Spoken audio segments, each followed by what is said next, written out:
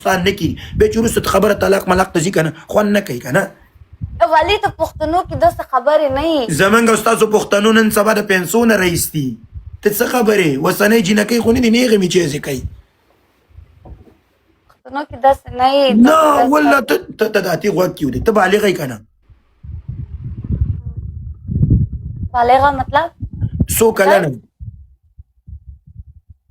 انډر ایج که انډر ویج 22 سال 22 دویش ډول به دې موپنې او ته دویش کلنه یې ماشاءالله او ته څو کالو یې زه 22 خاندې ولې 22 څونه وي نه زړه نه تسلي ورکړه 22 27 27 7 یا ها 22 کالو یې تو خو د واده عمر دی یار خو زما هم دا ما دې ورې د سینګلو د زور پریکټس راو زور پریکټس راو سمه ده یو خبره درته وکړم زه داسې انسان یم وایي انشاءالله تعالی چې ته به زما نه ډېر خوشحاله یې په هر څه به دې مړه ساتم والله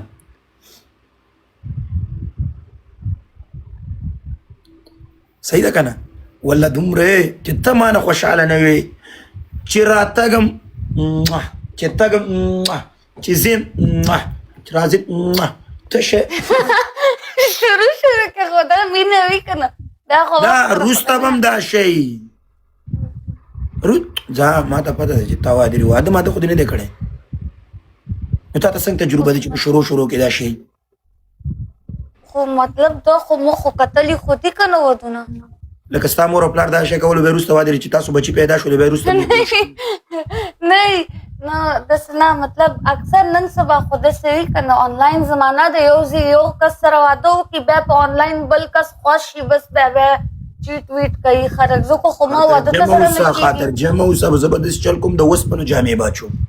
نه پته ولي ته یوه خبر وکړو صحیح ده که هلکان چیټ کوي که څه کوي خو داسې نر خو دې بیا جوړېږي که نه چې په دې خبرې نر جوړېږي چې مونږ چیټ کوو خو بیا د پوره نر خو جوړېږي مني خو دی که نه چې او ما کړی خو مني هم نه دروغ هم وایي خو ما ته په غوږ کېده وه دا جینکۍ چې وادري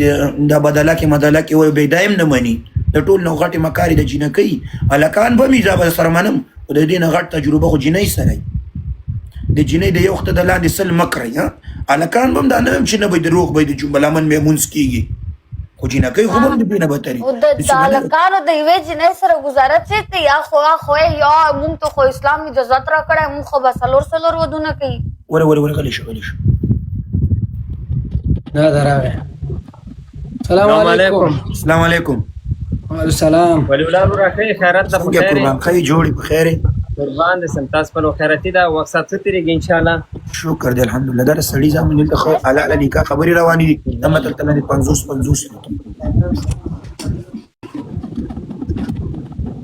صبر دی ولی ولا خی سلام قربان دې شم سلام دې عمران ابرو دلته یو شاګرد دې سلامونه در باندې کوي وعلیکم سلام د ما ورته سلام وکړه څوک ده ګل ټیم جوائن کړي اړه روډ دی نو نه پې رام صاحب جوړ تازه تکړه ور استړه مشه سه د خدای په خیر کلاري دا قربان دې سم سه دا وخت څه تیریږي الحمدلله تاسو په خیراتي خیر سي مهرباني څنګه دې الله دې عزت الله استاد څنګه دې نه څنګه شاګرد ولا ټول خو دې ور ټول څنګه نصیب استاد ښه دې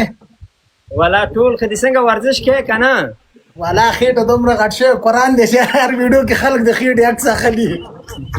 یو تر ویډیو کې نه راځم ویډیو کمال والا کې کمال د خېټې عکس اخلي کومنټ کې هر کوي نه جوړ ولا خلاص ولولات قربان سم تیر زرم ولولار ور سره راجک شوی او ما مال تمرین شروع کله ورزش کوا نو تم ور سره پارتنر شه زما خېټه کې سسپیک هم شته ورس کې پټ ډوډۍ خورو نو څه تمرین ده کوزي شي عمران استاد دا شاګرد